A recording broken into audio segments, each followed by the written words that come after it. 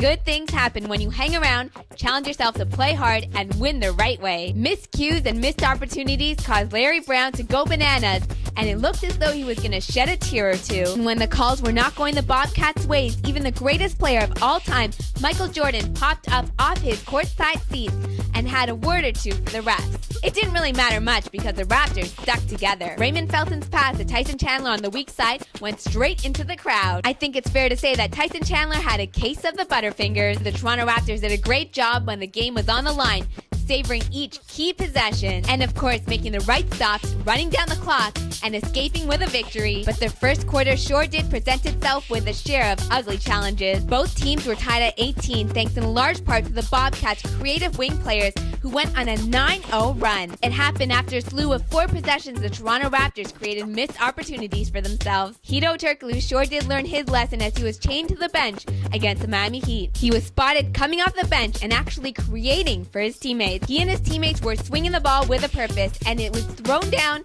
to Chris Bosh for the massive flush. Gerald Wallace, aka Crash, couldn't even deny that opportunity. But Hedo would not be Hedo if he did not step on the inline out of bounds to cost the Raptors a possession with 1:10 to play in the fourth quarter. He might have just given it a half-assed job, but the Raptors still prevailed to the victory. The Raptors earned it as they put the pressure on the referees when DeMar DeRozan went straight to the free throw line. The Rook threw down some nifty moves of his own, courtesy of Hedo Turkoglu. Why doesn't he stick with what he's good at? It beats me. Alright fans, there's 9 games left in the season and the playoff race is heating up. And if Derrick Rose has anything to say about it, he and his Chicago Bulls want to be the 8th seed facing LeBron James. That just means that the Toronto Raptors have to play with a sense of urgency and be hungrier than ever to win. The magic number, thanks to Brother Steve, is 7. A combination of Bulls losses and Raptors victories gets them into the playoffs. I think it just might be time to chant, "Let's go Red, let's go Raptors." I'm Pyle, thanks again for joining me inside the Purple Room, and I will see you again next time.